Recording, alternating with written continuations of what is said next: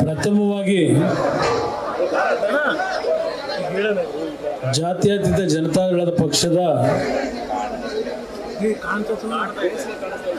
ಆಧಾರ ಸ್ತಂಭಗಳಾಗಿರ್ತಕ್ಕಂಥ ಜಾತ್ಯ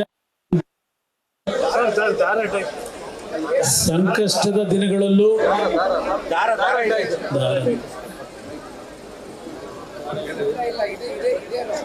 ಇಲ್ಲ ದಾರ ಸರಿ ಐತಲ್ಲ ಇಲ್ಲ ಬಿಡೋಣ ಅದೇನು ತೊಂದರೆ ಇಲ್ಲ ಅದೇನು ತೊಂದರೆ ಇಲ್ಲ ಬಿಡೋಣ. ಜಾತ್ಯತೀತ ಜನತಾದಳವನ್ನ ಅತ್ಯಂತ ಸಂಕಷ್ಟದ ದಿನಗಳಲ್ಲೂ ಸಹ ಪಕ್ಷದಿಂದ ಯಾವುದೇ ರೀತಿಯ ತಮ್ಮ ಒಂದು ಶ್ರಮಕ್ಕೆ ಕಳೆದ 2008ನೇ ಇಸ್ವಿಯಿಂದ ಯಾವುದೇ ರೀತಿಯ ನಿಮಗೆ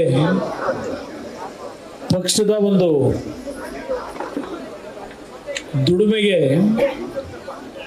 ಪ್ರತಿಫಲ ಸಿಕ್ಕಿಲ್ಲ ಅಂತಕ್ಕಂಥ ಒಂದು ಕೊರಗು ಏನಿದೆ, ಅಂತ ಒಂದು ಹಿನ್ನೆಲೆಯಲ್ಲೂ ಸಹ ಈ ಒಂದು ಪಕ್ಷವನ್ನು ಬೆಳೆಸಿರ್ತಕ್ಕಂಥವರು ನನ್ನ ಪಕ್ಷದ ನಿಷ್ಠಾವಂತ ಕಾರ್ಯಕರ್ತ ಬಂಧುಗಳು ಲಕ್ಷಾಂತರ ಜನ ಈ ರಾಜ್ಯದಲ್ಲಿ ಇದ್ದೀರಿ. ಪ್ರಥಮವಾಗಿ ನಿಮ್ಮೆಲ್ಲರಿಗೆ ನನ್ನ ಹೃದಯ ತುಂಬಿದ ಸಾಷ್ಟಾಂಗ ನಮಸ್ಕಾರಗಳನ್ನು ಕಾರ್ಯಕರ್ತ ಬಂಧುಗಳು ಪ್ರಥಮ ಸಲ್ಲಿಸಲಿಕ್ಕೆ ಬಯಸ್ತಾ ಇದ್ದೇನೆ. ಇವತ್ತಿನ ಈ ಒಂದು ಪಕ್ಷದ ಕಚೇರಿಯಲ್ಲಿ ಕಳೆದ ಲೋಕಸಭಾ ಚುನಾವಣೆಯ ಫಲಿತಾಂಶದ ನಂತರ ದೇಶದ ಗೌರವಾನ್ವಿತ ಪ್ರಧಾನಮಂತ್ರಿಗಳು ಸತತವಾಗಿ 2 ಬಾರಿ ಪ್ರಧಾನಮಂತ್ರಿಗಳಾಗಿ ಅತ್ಯಂತ ಪರಿಣಾಮಕಾರಿಯಾದಂತಹ ಒಂದು ಆಡಳಿತವನ್ನು ನಡೆಸಿರ್ತಕ್ಕಂಥ ಸನ್ಮಾನ್ಯ ನರೇಂದ್ರ ಮೋದಿ ಅವರು 3ನೇ ಬಾರಿಗೆ ದೇಶದ ಪ್ರಧಾನಮಂತ್ರಿಗಳಾಗಿ ಅಧಿಕಾರವನ್ನೇನು ಸ್ವೀಕಾರ ಮಾಡಿದ್ದಾರೆ. ಅವರ ಮಂತ್ರಿಮಂಡಲದಲ್ಲಿ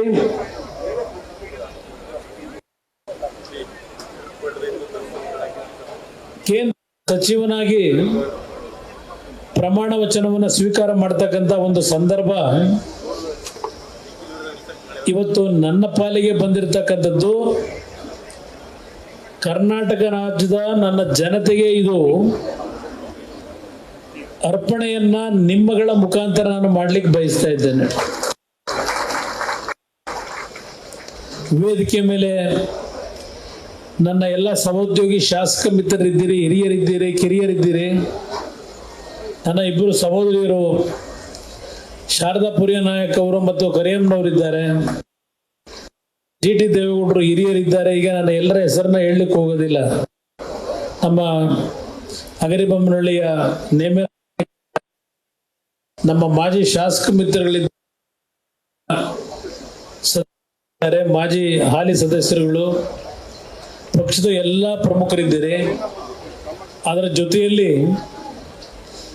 ಈ ಒಂದು ಪಕ್ಷವನ್ನ ಕಟ್ಟಿ ಬೆಳೆಸಿರ್ತಕ್ಕಂಥ ಎಲ್ಲ ನನ್ನ ಕಾರ್ಯಕರ್ತ ಬಂಧುಗಳು, ನನ್ನ ಸಹೋದರಿಯರು, ಹಿರಿಯ ಕಾರ್ಯಕರ್ತ ಬಂಧುಗಳು, ನೀವೆಲ್ಲ ಈ ಸಭೆಯಲ್ಲಿ ಇದ್ದೀರಿ. ಹೆಚ್ಚಿನ ಸಂಖ್ಯೆಯಲ್ಲಿ ನಮ್ಮ ಪಕ್ಷದ ಮಹಿಳಾ ಘಟಕದ ಸಹೋದರಿಯರು ಹೆಚ್ಚಿನ ಸಂಖ್ಯೆಯಲ್ಲಿ ಇವತ್ತು ಬಂದಿದ್ದೀರಿ ಸಭೆಗೆ.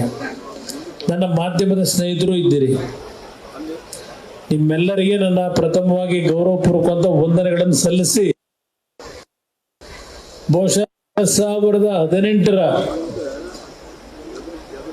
ದಿನವನ್ನ ಇವತ್ತು ನಾನು ನೆನೆಸ್ಕೊಳ್ಳಲಿಕ್ಕೆ ಬಯಸ್ತಾ ಇದ್ದೇನೆ. ಈ ರಾಜ್ಯದಲ್ಲಿ ಯಾವುದೇ ಪಕ್ಷಗಳಿಗೂ ಬಹುಮತ ಬರದೇ ಇದ್ದಾಗ ಇವತ್ತಿನ ಈ ಒಂದು ಕಾಂಗ್ರೆಸ್ನ ಆಡಳಿತ ಇವತ್ತೇನು ನಡೀತಾ ಇದೆ, ಕಾಂಗ್ರೆಸ್ ಪಕ್ಷದ ದೆಹಲಿಯ ನಾಯಕರುಗಳು ದೇವೇಗೌಡರ ಮನೆಗೆ ಬಂದು 2 ಪಕ್ಷ ಸರ್ಕಾರ ಮಾಡಬೇಕು ಅಂತ ಹೇಳಿ ಒತ್ತಾಯ ಹಾಕಿ ಅವತ್ತು ನನಗೆ ಬಲವಂತವಾಗಿ ಮುಖ್ಯಮಂತ್ರಿಯ ಸ್ಥಾನವನ್ನೇನು ಕಟ್ಟಿದ್ರು, ಇವತ್ತು ಏನು ಬಂದಿದ್ದೇನೆ ದೆಹಲಿಯಿಂದ, ನನಗೆ ಜನ್ಮ ಕೊಟ್ಟಿರ್ತಕ್ಕಂಥ ಈ ಒಂದು ಕನ್ನಡ ನಾಡಿನ ಮಣ್ಣಿನಲ್ಲಿ ಪಾದಾರ್ಪಣೆಯನ್ನು ಮಾಡಿದ್ದೇನೆ. ಪಕ್ಷದ ಕಚೇರಿಯಲ್ಲಿ ಮತ್ತು ವಿಮಾನ ನಿಲ್ದಾಣದಿಂದ ಬರಬೇಕಾದರೆ ನಮ್ಮ ದೇವನಹಳ್ಳಿಯ ಚಿಕ್ಕಬಳ್ಳಾಪುರ ಭಾಗದ, ಕೋಲಾರ ಭಾಗದ ಪಕ್ಷದ ಕಾರ್ಯಕರ್ತರು ಮಾಡಿದ್ರಲ್ಲಿ, ಪಕ್ಷದ ಕಚೇರಿನಲ್ಲಿ ಇಲ್ಲಿ ರಾಜ್ಯದ ಹಲವಾರು ಪ್ರದೇಶಗಳಿಂದ ಬಂದಿರತಕ್ಕಂಥ ನನ್ನ ಕಾರ್ಯಕರ್ತ ಬಂಧುಗಳಿದ್ದೀರಿ, ಬೆಂಗಳೂರು ನಗರದ ಕಾರ್ಯಕರ್ತರು ಇದ್ದೀರಿ. ಅವತ್ತು ನಾನು ಮುಖ್ಯಮಂತ್ರಿ ಇದ್ದಾಗ ಇದೇ ಜಾಗದಲ್ಲಿ ನನಗೆ ಸನ್ಮಾನ ಏರ್ಪಾಡು ಮಾಡಿದ್ರಿ. ಆ ಸನ್ಮಾನವನ್ನು ನನಗೆ ನೀವು ಮಾಡಬೇಕಾದರೆ ಈ ರಾಜ್ಯದ ಮುಖ್ಯಮಂತ್ರಿಯಾಗಿ ಇದೇ ವೇದಿಕೆಯ ಮೇಲೆ ನಾನು ಮಾತನಾಡಬೇಕಾದ್ರೆ ಕಣ್ಣಲ್ಲಿ ನೀರಾಗದಂಥ ದೃಶ್ಯ ಬಹುಶಃ ನೀವು ಯಾರು ಮರ್ತಿಲ್ಲ ಅನ್ನೋದು ನನ್ನ ಅಭಿಪ್ರಾಯ. ಕಾಂಗ್ರೆಸ್ ಜೊತೆಯಲ್ಲಿ ನಾನು ಸರ್ಕಾರ ಮಾಡಿದಾಗ ಆ ಒಂದು ತಿಂಗಳ ನನ್ನ ಅನುಭವದಲ್ಲಿ ನಮ್ಮನ್ನ ಯಾವ ರೀತಿ ನಡೆಸ್ಕೊಂಡಿದ್ದಾರೆ ಅವರು, ನಾನು ವಿಷಕಂಠನಾಗಿದ್ದೇನೆ ಅಂತಕ್ಕಂಥ ಪದವನ್ನ ಇಲ್ಲಿ ಬಳಸಿರ್ತಕ್ಕಂಥದ್ದು, ಇಲ್ಲಿರ್ತಕ್ಕಂಥ ಬಹಳ ಜನ ನಮ್ಮ ಮುಖಂಡರುಗಳು ನಿಮ್ಮ ಹೃದಯದಲ್ಲಿ, ನಿಮ್ಮ ಸ್ಮೃತಿ ಪಟದಲ್ಲಿ ಇದೆ ಅಂತಕ್ಕಂಥದ್ದು ನನ್ನ ಅಭಿಪ್ರಾಯ. ಆದರೆ ಇವತ್ತು ಈ ಒಂದು ನನ್ನ ಕಚೇರಿಯಲ್ಲಿ ನಿಮ್ಮೆಲ್ಲರ ಮುಂದೆ ನಿಂತು ನಾನೇನು ಮಾತನಾಡ್ತಾ ಇದ್ದೇನೆ, ಬಹುಶಃ ಅತ್ಯಂತ ಸಂತೋಷದಿಂದ, ಯಾವುದೇ ರೀತಿಯ ನನ್ನ ಹೃದಯದಲ್ಲಿ ಕಲ್ಮಶಗಳನ್ನ ಇಟ್ಟುಕೊಳ್ಳದೆ ಪ್ರಾಮಾಣಿಕವಾಗಿ ನನ್ನ ಹೃದಯದಲ್ಲಿರ್ತಕ್ಕಂಥ ಕೆಲವು ಮಾತುಗಳನ್ನು ಆಡಲಿಕ್ಕೆ ಬಯಸ್ತಾ ಇದ್ದೇನೆ. ಪ್ರಥಮವಾಗಿ ರಾಷ್ಟ್ರದ ಪ್ರಧಾನಮಂತ್ರಿಗಳು ಸನ್ಮಾನ್ಯ ನರೇಂದ್ರ ಮೋದಿ ಅವರಿಗೆ ನನ್ನ ಕಾರ್ಯಕರ್ತರುಗಳ ಸಮ್ಮುಖದಲ್ಲಿ ನನ್ನ ಗೌರವಪೂರ್ವಕವಾದ ವಂದನೆಗಳನ್ನು ಅವರಿಗೆ ಸಲ್ಲಿಸಲಿಕ್ಕೆ ಬಯಸಿದ್ದೇನೆ. ನಮ್ಮ ದತ್ತ ಅವ್ರು ಕೂತಿದ್ದಾರೆ ಇಲ್ಲಿ, ಅವ್ರಿಗೆ ಸ್ವಲ್ಪ ನಾವು ಬಿಜೆಪಿ JDS ನ ಹೊಂದಾಣಿಕೆ ಅಂದ್ರೆ ಅವ್ರಿಗೆ ಸ್ವಲ್ಪ ಸಮಸ್ಯೆ ಇದೆ.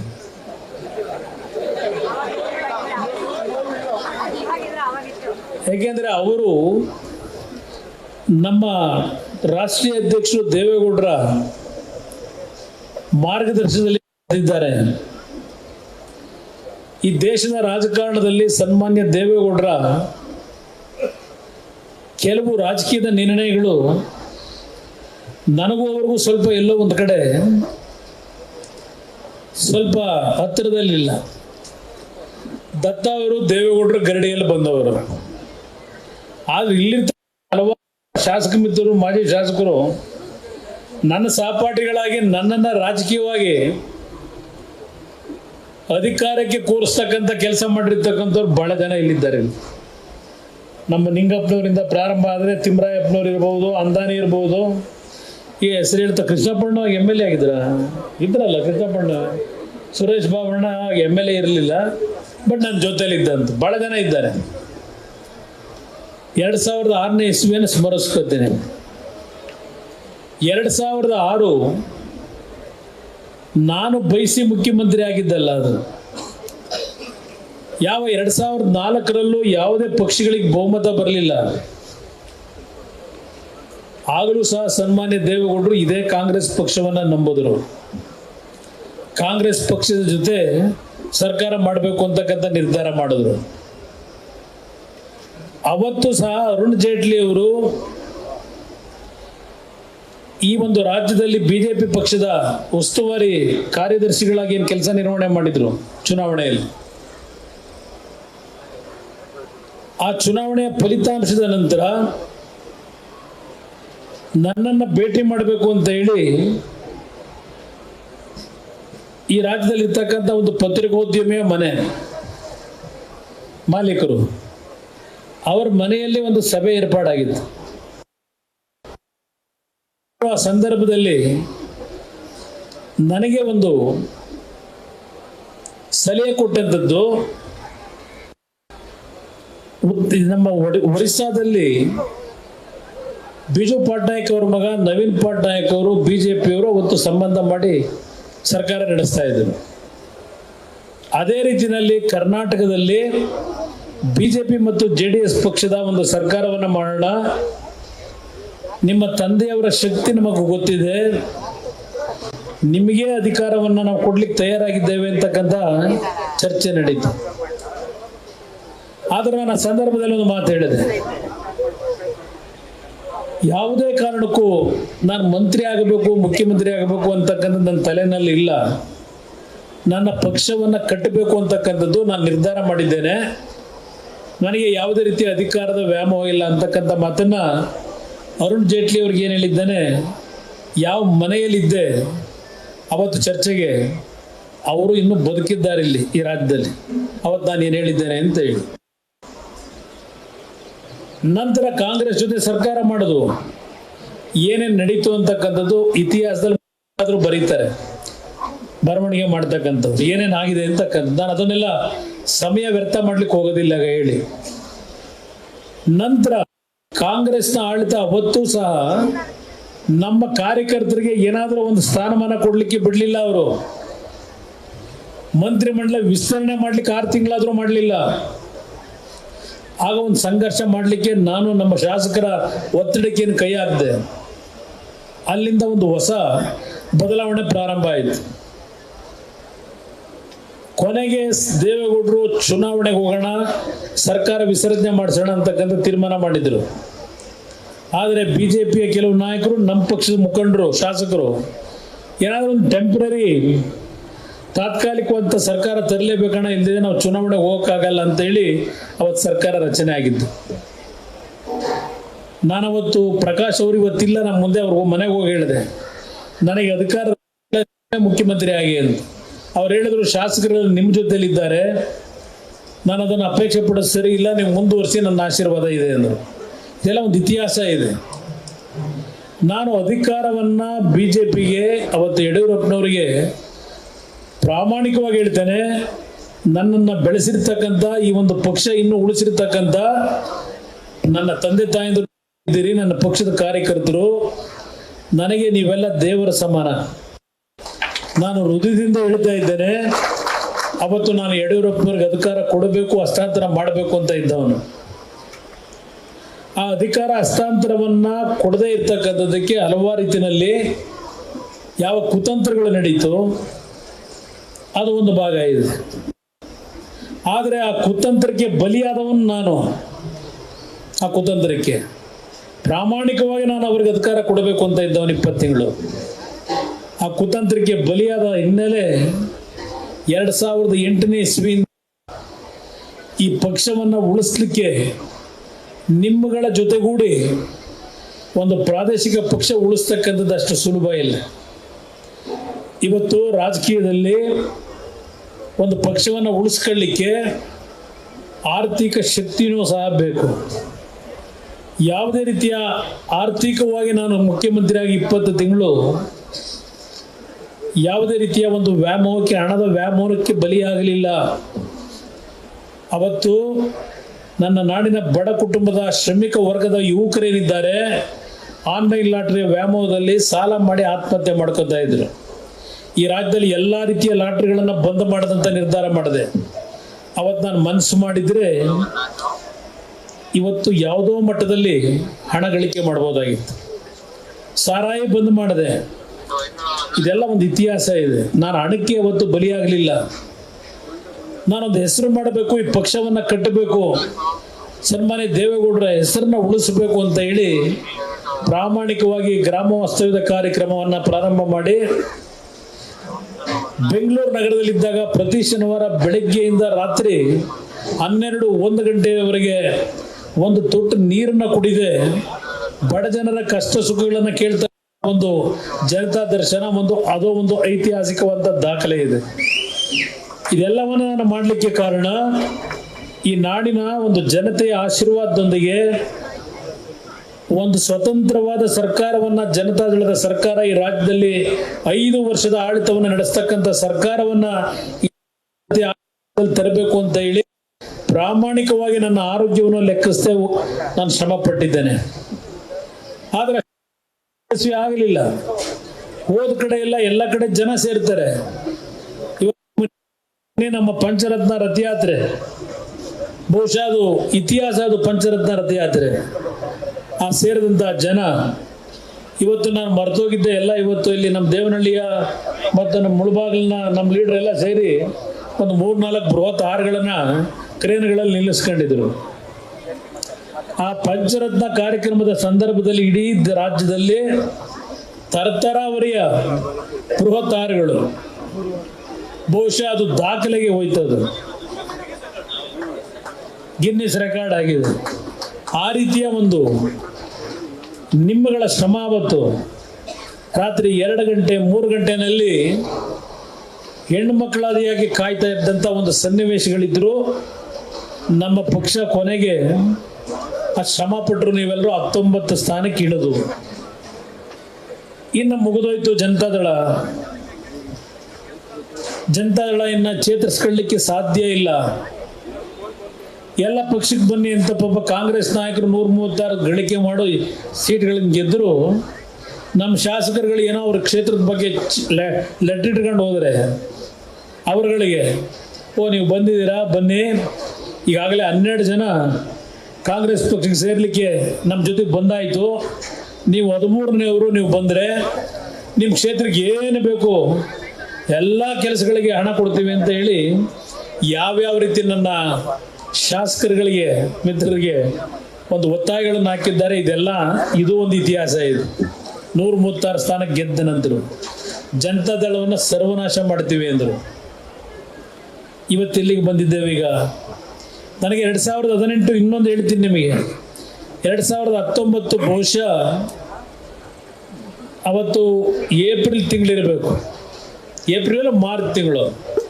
ಪ್ರಧಾನಮಂತ್ರಿಗಳನ್ನು ನಾನು 8ನೇ ಬಾರಿ ರಾಜ್ಯದ ಕೆಲವು ವಿಷಯಗಳಿಗೆ ಅವರಿಂದ ಒಪ್ಪಿಗೆ ಪಡೀಲಿಕ್ಕೆ ಹೋಗಿದ್ದೆ.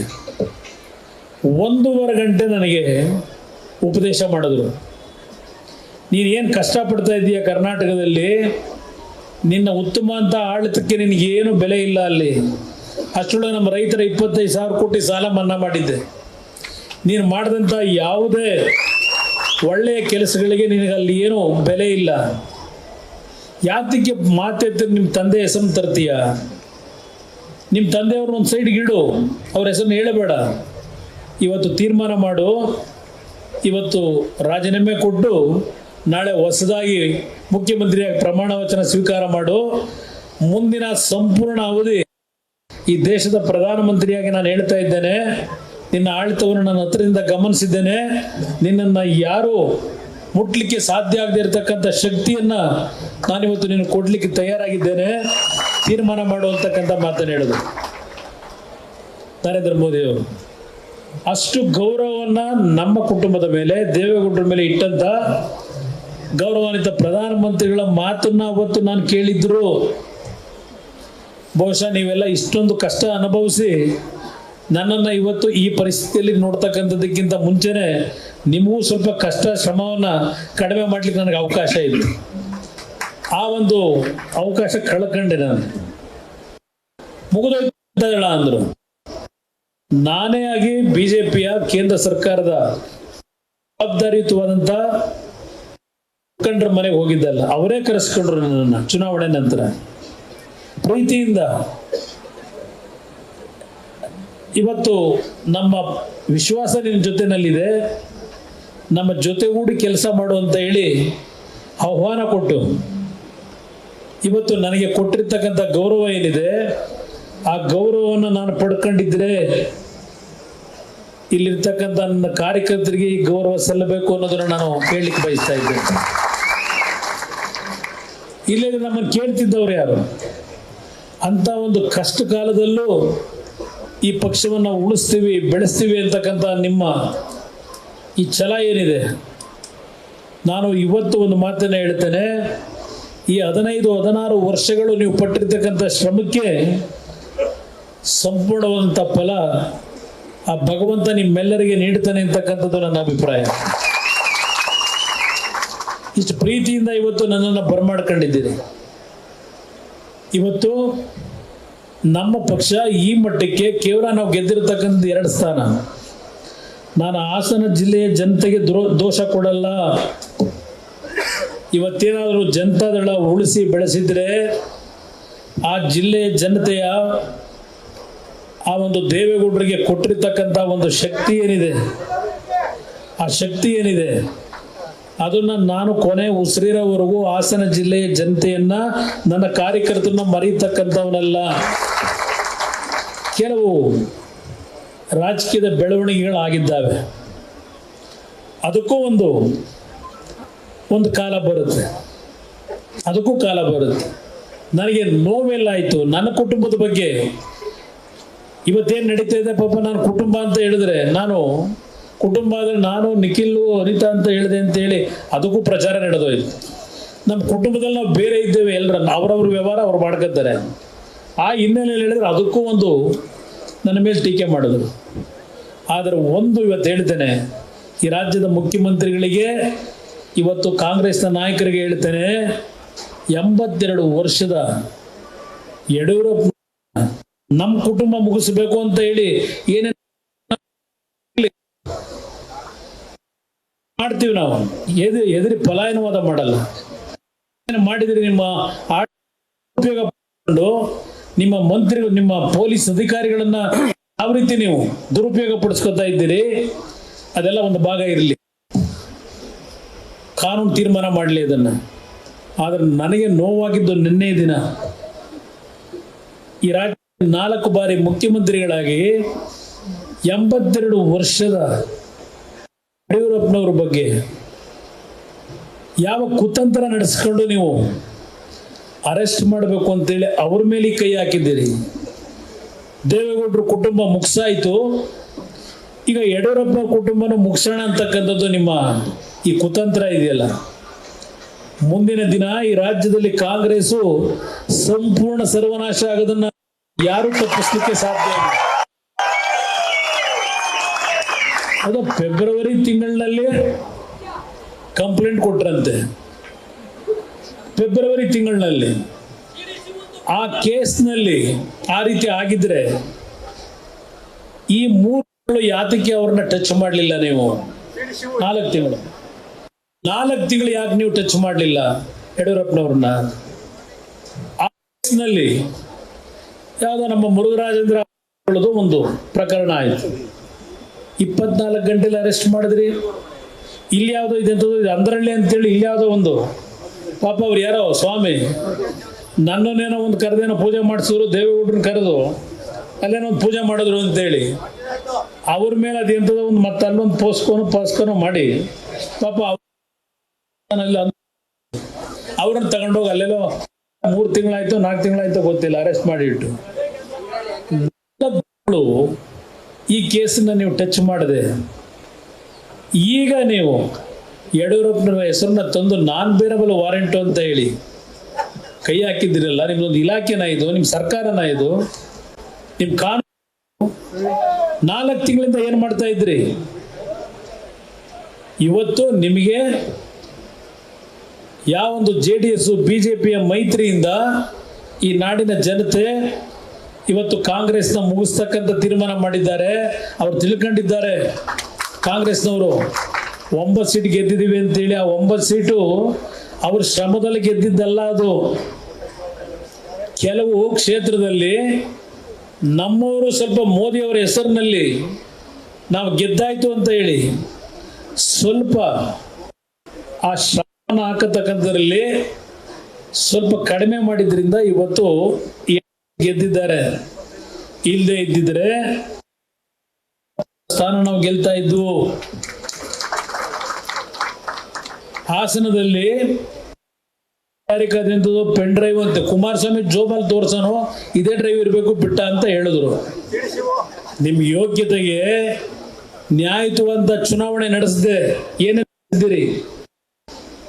ಹೆಣ್ಣು ಮಕ್ಕಳು ಗೌರವ ಹಾಳು ಮಾಡಿರ್ತಕ್ಕಂಥದ್ದು ನಿಮ್ಮಂತ ನೀಚರು ಇವತ್ತು ಆ ಹೆಣ್ಣು ಮಕ್ಕಳು ಕುಟುಂಬಗಳನ್ನು ಹಾಳು ಮಾಡಿದ್ದೀರಿ.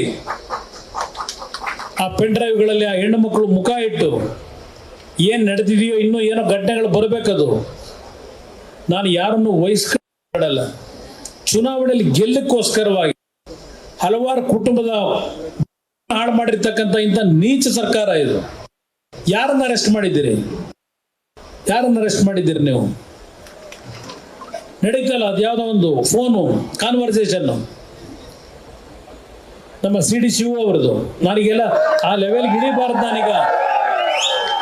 ನಾನು ಕೇಂದ್ರದ ಸಚಿವನೇನಿದ್ದೇನೆ ಅವ್ರ ಲೆವೆಲ್ಗೆ ನಾನು ಬರಬಾರ್ದು. ಈಗ ನನ್ನ ಗುರಿ ಈ ನಾಡು, ಈ ರಾಜ್ಯ, ದೇಶ ಅಭಿವೃದ್ಧಿಗೆ ನನ್ನ ಗುರಿ ಇರಬೇಕು ಹೊರತು ಇಂಥವರ ಬಗ್ಗೆ ಚರ್ಚೆ ಮಾಡೋದು ಎಲ್ಲ ನನಗೆ ಸರಿ ಬರೋದಿಲ್ಲ ಅಂತಕ್ಕಂಥದ್ದು ನಾನು ಅರ್ಥ ಮಾಡ್ಕೊಂಡಿದ್ದೇನೆ. ಇದು ಕಾನೂನು ತೀರ್ಮಾನ ಮಾಡುತ್ತೆ. ಪಾಪ ಮೊನ್ನೆ ಯಾರೋ ಹೇಳ್ತಾ ಇದ್ರು, ಪಾಪ ಮುಖ್ಯಮಂತ್ರಿಗಳು ಎಲ್ಲ ಮತ್ತೊಂದು ಮೀಟಿಂಗ್ ನಡೆಸಿದ್ದಾರೆ. ಈಗ ಮತ್ತೊಂದು ಮೀಟಿಂಗ್ ನಡೆದಿದೆ ಮೊನ್ನೆ. ಏನು ಮೀಟಿಂಗ್ ಮಾಡಿದ್ದಾರೆ? ಇಲ್ಲಿ ರಾಜ್ಯದ ಜನತೆಗೆ ಏನು ಮಾಡಬೇಕು ಅನ್ನೋ ಚಿಂತನೆ ಇಲ್ಲ ಇವರಿಗೆ. ಅಯ್ಯೋ ಕುಮಾರಸ್ವಾಮಿ ಇಲ್ಲಿ ಈಗ ಮಂತ್ರಿ ಆಗ್ಬಿಟ್ಟ, ಪಾಪ ನಿದ್ದೆ ಮಾಡಕ್ ಆಗ್ತಿಲ್ಲ ಅವ್ರು ಯಾರಿಗೂ. ಈಗ ದಿನ ಮನೇಲಿ ಊಟಕ್ಕೆ ಕೂತಿರ ಅನ್ನದ ಮುಂದೆನೂ ಬಹುಶಃ ಅವ್ರಿಗೆ ಕುಮಾರಸ್ವಾಮಿನೇ ಕಾಣ್ತಾ ಇದ್ದಾನೆ. ನಾನು ಇದು ಮಾತು ದುರಂಕಾರದಲ್ಲಿ ಹೇಳ್ತಾ ಇಲ್ಲ, ನಾನೆಲ್ಲ ನೋಡಿದ್ದೇನೆ, ದುರಂಕಾರ ಇಲ್ಲ ನನಗೆ. ಆದರೆ ಈ ಸರ್ಕಾರ ಕೇಳ್ತೇನೆ, ಈ ಸಣ್ಣತನ, ಈ ನೀಚ ಬುದ್ಧಿಯನ್ನು ಬಿಡಿ. ಈ ರಾಜ್ಯದ ಅಭಿವೃದ್ಧಿಗೆ ಇವತ್ತು ನನಗೆ ಭಗವಂತ ಕೊಟ್ಟಿರ್ತಕ್ಕಂಥ, ನನ್ನ ಶಾಸಕರು, ನನ್ನ ಪಕ್ಷದ ಕಾರ್ಯಕರ್ತರು ಕೊಟ್ಟಿರ್ತಕ್ಕಂಥ ನಾನು ಯಾರ ಮೇಲೂ ಇದನ್ನು ಉಪಯೋಗಿಸಲಿಕ್ಕೆ ತಯಾರಾಗಿಲ್ಲ. ನಾನು ಇವತ್ತು ಈ ಶಕ್ತಿಯನ್ನು ಕೊಟ್ಟಿದ್ದಾರೆ ನನ್ನ ಕಾರ್ಯಕರ್ತರು, ಬಿಜೆಪಿಯ ಕಾರ್ಯಕರ್ತರು, ಬಿಜೆಪಿಯ ನಾಯಕರು. ರಾಜ್ಯದ ಅಭಿವೃದ್ಧಿಗೆ ಏನೇನು ಆಗಬೇಕಾಗಿದೆ ಗಮನ ಕೊಡಿ ಅನ್ನೋದನ್ನ ಈ ಸರ್ಕಾರಕ್ಕೆ ನಾನು ಹೇಳಲಿಕ್ಕೆ ಬಯಸ್ತಾ ಇದ್ದೇನೆ. ನಿಮ್ಮ ಇಲಾಖೆಗಳಲ್ಲಿ ಬನ್ನಿ. ನಾನು ಇವತ್ತು ಭಾರಿ ಬೃಹತ್ ಕೈಗಾರಿಕಾ ಸಚಿವನೋ ಇರಬಹುದು, ಅದರಲ್ಲಿ ಏನೇನು ಕೆಲಸಗಳು ಮಾಡಬೇಕು ಅಂತಕ್ಕಂಥದ್ದು ಈಗಾಗಲೇ ನಾನು ಕಳೆದ ಒಂದು 5 ದಿವಸದಿಂದ ಪ್ರಿಲಿಮಿನರಿ ಮೀಟಿಂಗ್ಗಳೇನು ಮಾಡ್ತಾ ಇದ್ದೇನೆ. ನನಗೆ ಯಾಕೆಂದ್ರೆ ನಾನು ಈ ನಾಡಿನ ಜನತೆಗೆ ಮಾಧ್ಯಮದ ಸ್ನೇಹಿತರ ಮುಖಾಂತರ ಹೇಳಲಿಕ್ಕೆ ಸ್ವಲ್ಪ ಸಮಯ ಬೇಕು ನನಗೆ. ರಾಜ್ಯದಲ್ಲಿ ಮುಖ್ಯಮಂತ್ರಿಯಾಗಿ ಕೆಲಸವನ್ನು ಮಾಡಬೇಕಾದ್ರೆ ನನಗೇನು ಅನುಭವ ಇರಲಿಲ್ಲ. ಮೊದಲನೇ ಬಾರಿ ಮುಖ್ಯಮಂತ್ರಿ ಆಗಿ ದೇವೇಗೌಡರು ಮಗ ಅನ್ನೋದು ಬಿಟ್ಟರೆ ಏನು ಇವನಲ್ಲಿ ಅರ್ಹತೆ ಇದೆ ಅಂತಕ್ಕಂಥದ್ದು ನಡೀತಾವತ್ತು. ಆದರೆ ಒಂದು ಆಡಳಿತವನ್ನು ಯಾವ ರೀತಿ ನಡೆಸಬೇಕು ಅನ್ನೋದನ್ನ ನನಗೆ ಅನುಭವ ಇಲ್ಲದೆ ಇದ್ದಾಗಲೂ ಹಲವರಿಂದ ವಿಷಯವನ್ನು ನಾನು ಕ್ರೋಢೀಕರಿಸಿ ಅತ್ಯುತ್ತಮವಾದ ಆಡಳಿತವನ್ನು ಕೊಡ್ತಕ್ಕಂಥ ಕೆಲಸ ಏನು ಮಾಡಿದ್ದೇನೆ. ಅದೇ ರೀತಿಯಲ್ಲಿ ಇವತ್ತು ಕೇಂದ್ರ ಸರ್ಕಾರದಲ್ಲಿ ಗೌರವಾನ್ವಿತ ಪ್ರಧಾನಮಂತ್ರಿಗಳು ನನಗೆ ಕೊಟ್ಟಿರ್ತಕ್ಕಂಥ ಈ ಒಂದು ದೊಡ್ಡ ಇಲಾಖೆ ಇದು. ಇಡೀ ದೇಶದ ಆರ್ಥಿಕ ಪ್ರಗತಿ, ಇಡೀ ದೇಶದಲ್ಲಿ ಒಂದು ನಿರುದ್ಯೋಗದ ಸಮಸ್ಯೆಯನ್ನು ಬಗೆಹರಿಸಲಿಕ್ಕೆ ಹಲವಾರು ರೀತಿಯ ಒಂದು ಕಾರ್ಯಕ್ರಮಗಳನ್ನ ತರಲಿಕ್ಕೆ ನಿಮ್ಮ ಆಶೀರ್ವಾದದಲ್ಲಿ ನನಗೇನು ಒಂದು ಅವಕಾಶ ದೊರಕಿದೆ.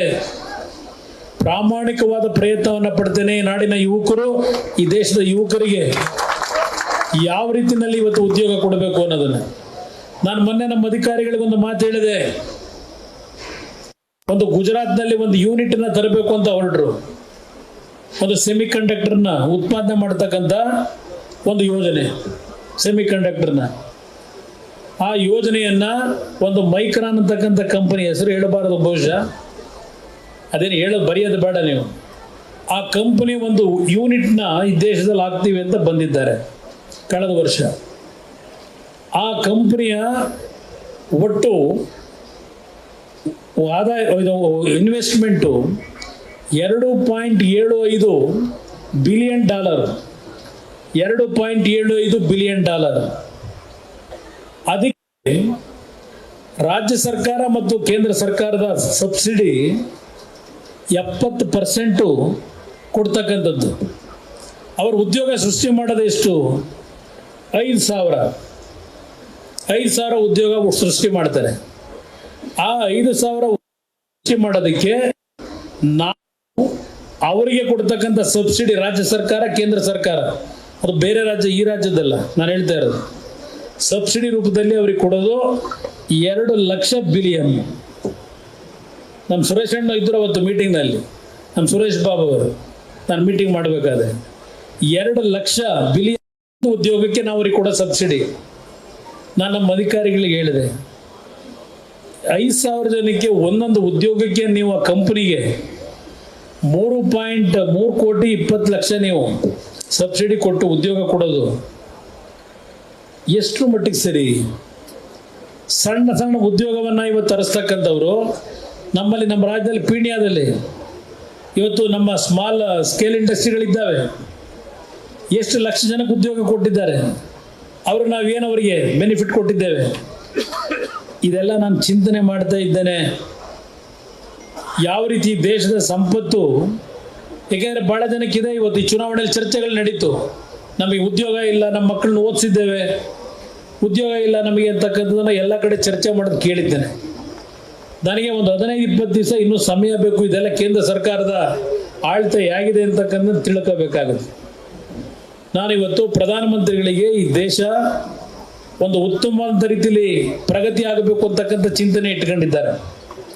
2047ಕ್ಕೆ ಈ ದೇಶ ಅಮೃತ ಕಾಲ ಸೃಷ್ಟಿಯಾಗಬೇಕು ಅಂತಕ್ಕಂಥದ್ದು. ನಮ್ಮ ದೇಶದ ಆರ್ಥಿಕ ಶಕ್ತಿ 2030ರೊಳಗೆ ನಾವು 3ನೇ ಸ್ಥಾನಕ್ಕೆ ಬರಬೇಕು ಅಂತಕ್ಕಂಥದ್ದು.